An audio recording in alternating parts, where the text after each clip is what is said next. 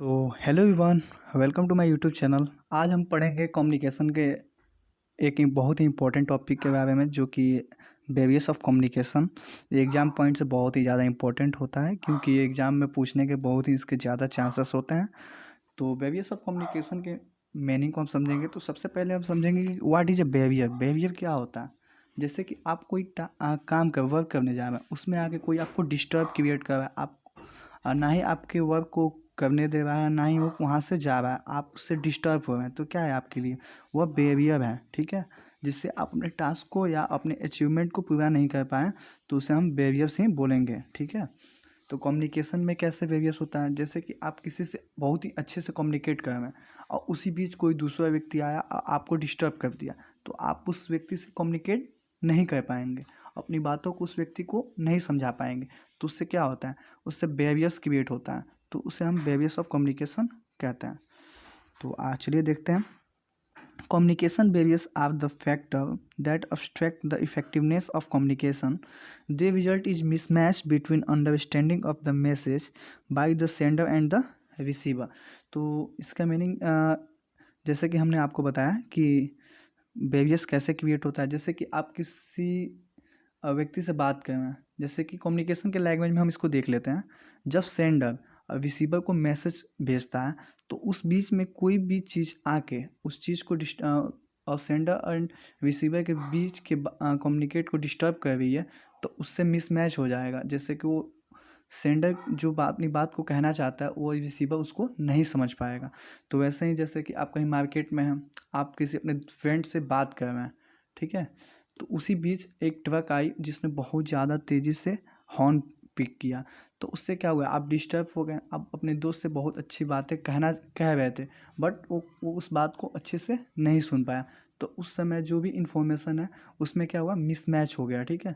वो आपका जो फ्रेंड है उस बात को समझ नहीं पाया, ठीक है। तो इसी को हम कहेंगे बैरियर्स ऑफ कम्युनिकेशन, ठीक है। तो इसके भी कुछ टाइप्स होते हैं। जैसे कि एक हो गया कि कोई आपको आकर डिस्टर्ब कर दिया, एक बैकग्राउंड नॉइज हो गया। तो इस तरह से बहुत से इसके टाइप्स भी हो सकते हैं। तो चलिए उसके टाइप्स को भी हम देखते हैं। तो पहला टाइप होता है लैंग्वेज बैरियर्स, ठीक है। दूसरा होता है फिजिकल बैरियर। तीसरा होता है फिजियोलॉजिकल बैरियर।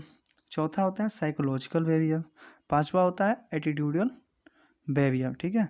तो लैंग्वेज बैरियर का मतलब आप क्या समझते हैं? लैंग्वेज मतलब भाषा, ठीक है। तो आपके मतलब लैंग्वेज से उसको डिस्टर्ब हो, आपके लैंग्वेज से वो कम्युनिकेट नहीं कर पा रहा हो, तो उसे हम लैंग्वेज बैरियर कहेंगे। फिजिकल बैरियर जैसे कि कोई बैकग्राउंड में नॉइज आ गई, चाहे कोई इंडिविजुअल आके आपको डिस्टर्ब कर दिया, उसे हम फिजिकल बैरियर कहेंगे। फिजियोलॉजिकल बैरियर जैसे कि वो आदमी डिस्टर्ब हो, वो सैड हो, तो आप उससे कम्युनिकेट कर रहे हैं बट वो आपकी बातों पर ध्यान नहीं दे रहा है।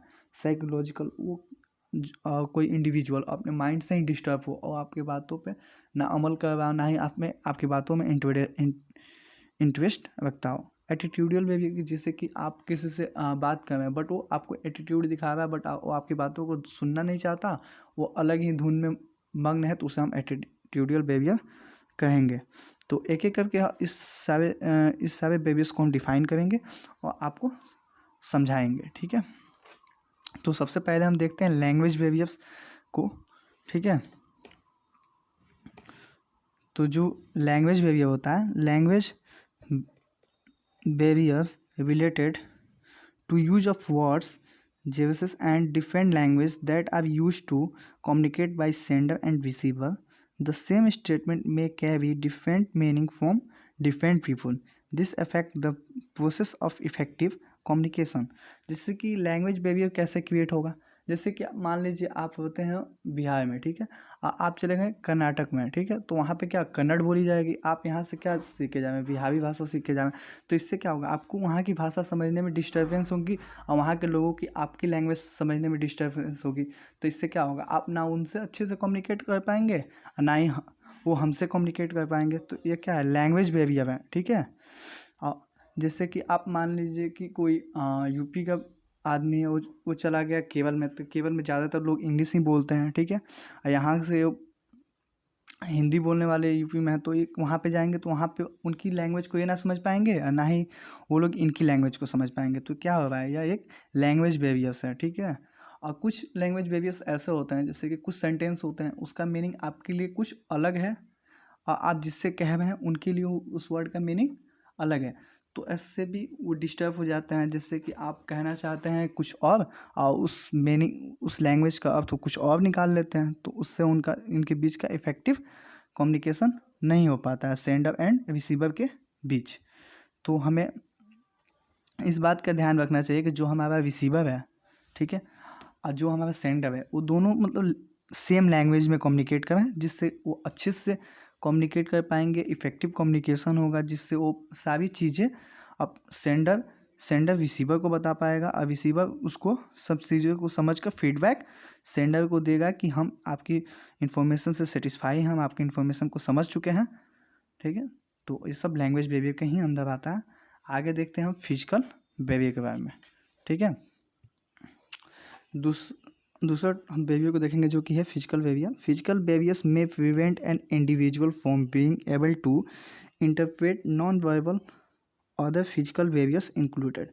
जो फिजिकल बेरियर होता है, जैसे कि हमने आपको बताया कि कोई आप किसी अपने दोस्त से कम्युनिकेट कर रहे हैं और कोई इंडिविजुअल व्यक्ति आ रहा है और आपके बात को बीच से काट रहा हो और आप उससे कम्युनिकेट नहीं कर पा रहे हो, जैसे कि ओल्ड और broken equipment which are old use for communication uncomfortable temperature, background noise हुआ। आगे देखेंगे large geographical distance between the sender and the receiver. जैसे कि आप मान लीजिए सड़क पे हैं, आपका दोस्त सड़क के उस पार है, तो अगर आप उसको कुछ कहना चाह रहे हैं तो बीच में जो गाड़ियाँ जा रही हैं वो हॉर्न पिक कर रही हैं, तो उससे क्या होगा कि जो सेंडर होगा वो रिसीवर के बीच क्या है, डिस्टेंस ज़्यादा है, तो उसके थ्रू क्या होता है, हम उससे कम्युनिकेट अच्छे से नहीं कर पाते हैं। अभी हम डिजिटली किसी व्यक्ति से फ़ोन पे बात करते हैं, जैसे डिजिटल कम्युनिकेशन हम देख सकते हैं कि हम फ़ोन पे किसी अपने फ्रेंड को फ़ोन किया, बट हमें नेटवर्क इशू होने के कारण हमारी बात तो उसको अच्छे से सुनाई नहीं दे रही है, बट हमको मालूम है कि हम जो चीज़ें बोल रहे हैं उसको सुनाई दे रहा होगा। तो वहाँ पे क्या हुआ है, यहाँ पे डाटा जो आप कम्युनिकेशन कर रहे हैं वो मिसमैच हो रहा है, वो आधा इन्फॉर्मेशन सुन रहा है और आधा इन्फॉर्मेशन नहीं सुन पा रहा है क्योंकि नेटवर्क का इशू है। ठीक वैसे ये क्या है, फिजिकल बेरियर ही कहला होता है, जिसमें ज़्यादा डिस्टेंस होने के कारण आप अपने फ्रेंड से कम्युनिकेट नहीं कर पा रहे हैं। जैसे कि आप कहीं बाहर हैं किसी शॉप पे, तो वहाँ पे बहुत ही ज़्यादा मतलब नॉइज़ है, बैकग्राउंड नॉइज़, जिसके कारण आपका दोस्त आपके पास है बट वो आपसे कम्युनिकेट अच्छे से कम्युनिकेट नहीं कर पाता है। तो आगे हम देखेंगे फिजियोलॉजिकल बेरियर के बारे में। तो देखते हैं, physiology is the stage of human body and the mind. Physiological barrier of communication occur due to the physical condition of sender and receiver, which might ever be physical disability। जिससे कि कोई व्यक्ति आपके पास आया कम्युनिकेशन के लिए, but वो mind से सही डिस्टर्ब है, वो मतलब हैप्पी नहीं है, वो सैड है, ठीक है, उसको कहीं जाने की बेचैनी है। जैसे कि आप देखते हैं कोई व्यक्ति आकर आपसे बात करना चाहता है, बट उसको कहीं जाने में लेट हो रहा होता है तो बेचैन होता है, वो आपके पास अच्छे से बैठ के किसी चीज़ को नहीं सुन पाता है। तो इसको हम आपके लाइफ से रिलेटेड कर देते हैं, एक एग्जांपल देते हैं। जैसे कि आपको जाना है खेलने, आपके भाई ने आपको बुलाया और आपसे कम्युनिकेट करना चाहिए, आपको कोई चीज़ बता रहा है, जैसे कि बाबू आप मार्केट जाना, ये चीज़ को सब्जी लेते आना, बट आप खेलने के लिए इतना बेचैन है, आपको मतलब खेलने जाने के लिए लेट हो रहा है, तो आप क्या करेंगे, आप आधा इन्फॉर्मेशन सुनते हैं और आप निकल जाते हैं।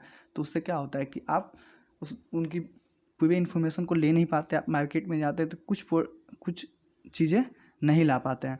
तो इससे क्या हुआ, मिसमैच हुआ इन्फॉर्मेशन में। जैसे कि आपके वहाँ पे बड़े भाई आपके लिए सेंडर थे और आप रिसीवर थे, जो कि आप दोनों के बीच कम्युनिकेशन हुआ, बट आपने वहाँ पे आपका माइंड कहीं और था, ठीक है, आप कहीं और जाने के लिए लेट हो रहे थे, इसके चलते आप उनसे अच्छे से उनकी बातों को इन्फॉर्मेशन को कम्युनिकेट नहीं कर पाए।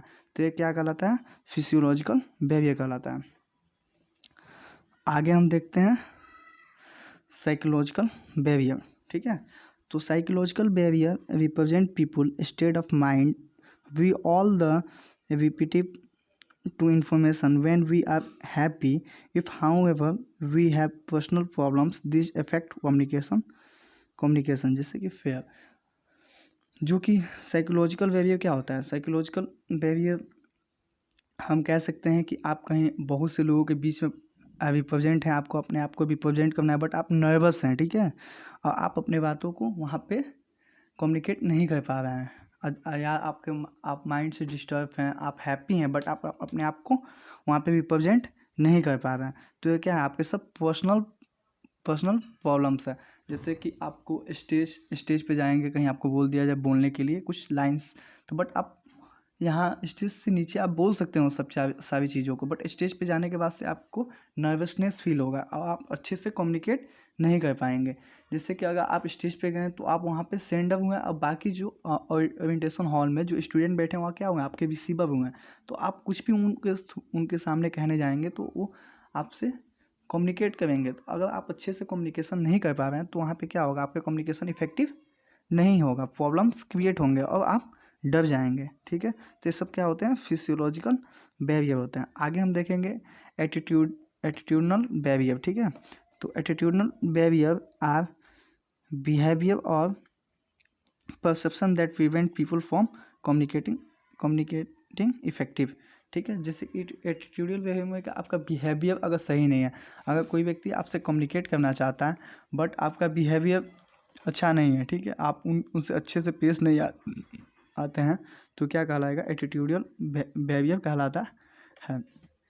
तो आज के वीडियो में बस इतना ही। अगर इस वीडियो आपको अच्छा लगा हो तो हमारे चैनल को लाइक करें एंड सब्सक्राइब करें, and thanks for watching my YouTube channel.